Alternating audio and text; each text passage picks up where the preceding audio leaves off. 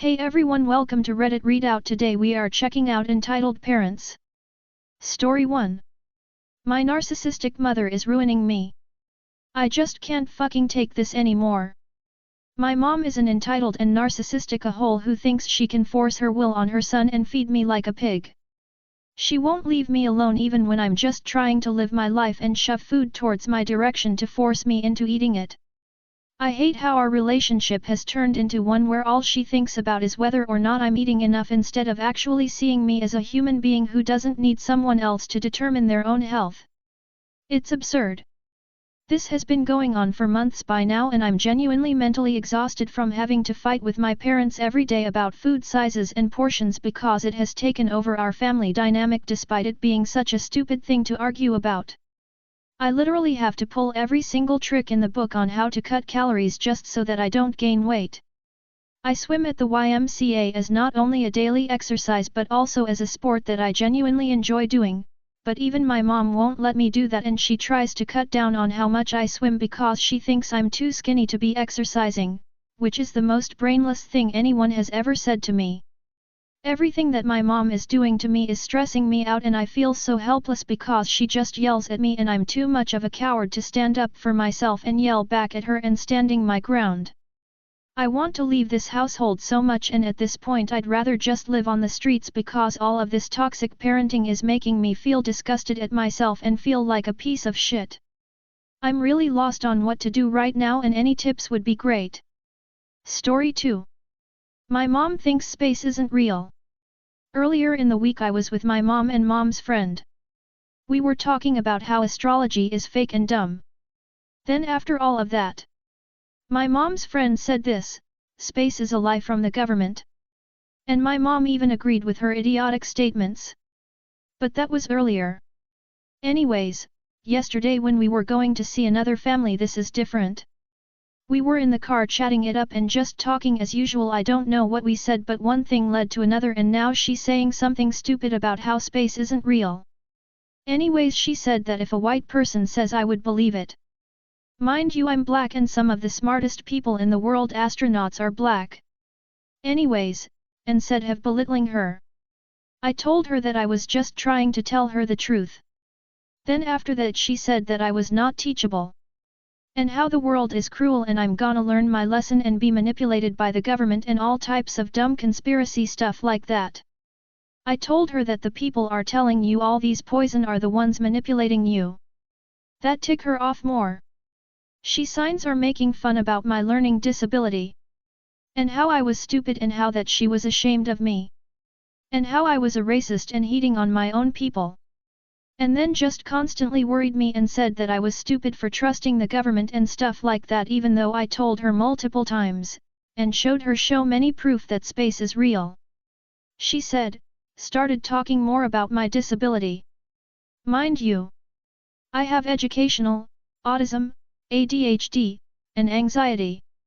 After we got there, I asked her family friend if she thought spaces are real and she said yes. The worst part is that we went to Cape Canaveral, Florida to see Kennedy Space Center. Hell, we even saw a real-life ride and I even asked her what it was like in space. We saw that the goddamn Space Shuttle and Saturn V. I can't wait to move out from this doom of society. Story 3. My stepdad is pretending to have mental issues so that my mom and I take care of him financially. Me, 19, and my stepdad, 38. Have never really had a great relationship. However, for the 14 years he's been in my life I've always tried to keep the peace and respect him despite his childish and selfish acts. When I turned 18 I got a good job and ever since he has started to pretend to have issues at work claiming his boss is bullying him and whatnot. My mom is self-employed and works from home and makes good money. I work at a high-end corporate job and make good money. He himself also had a great job making more than my mother even. Growing up he would always buy things for my brother, his son, and not me. My mom would always buy me stuff to compensate and demand he treats but he her kids equally till I eventually said I don't care to receive anything from him. Anyways, it's present day and he has quit his job for a bit over a year now and I'm about to turn 20. He keeps traveling and disappearing for months, claiming he is getting mental health treatment or claiming his boss is trying to kill him so he must leave the country. My birthday is in 3 weeks and I've planned a huge party. He recently returned home, leaving us confused as can be, claiming he is not currently fit to work and that my mom and I will have to step up and take care of him financially till he is fit to work again. Mind you, my mom has had multiple brain surgeries and he never not once took care of her. She had to still cover her half of all bills and take full financial care of me and herself. My mom refused, proposed a divorce. His mom has been harassing us about the situation, climb gee we are monsters and how is should be grateful cause he was a father figure to me. I told her to go fuck off and reminded her he wasn't even a father figure to his son, much less me.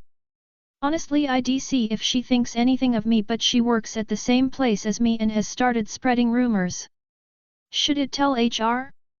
If I should cause that's old bag is close to retirement, but if she keep testing me I'll give her an early retirement. Story 4. The 6 months of living with my monster of an entitled father after dropping out of college. Hello.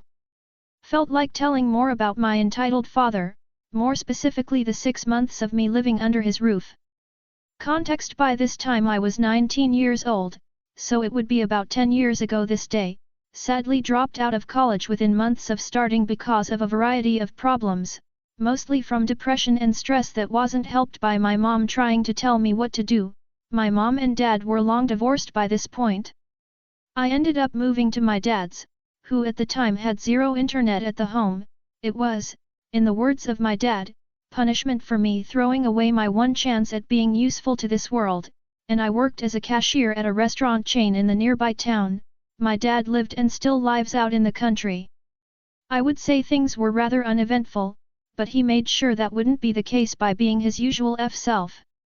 Some of these things were brief and usual, like him screaming at me for doing anything leisurely instead of working 24/7, like watching TV or going for a walk, like he does when he's off work, or belittling me for trying to start drawing as a hobby, calling it a sissy thing. Here's some of the extreme things he did in those 6 months. One of the first things he did was shortly after I got my job.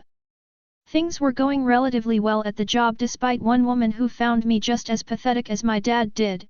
Thank God she wasn't in any management positions and that the manager and boss didn't like her behavior any more than I did, and some customers calling me the R word for making some errors.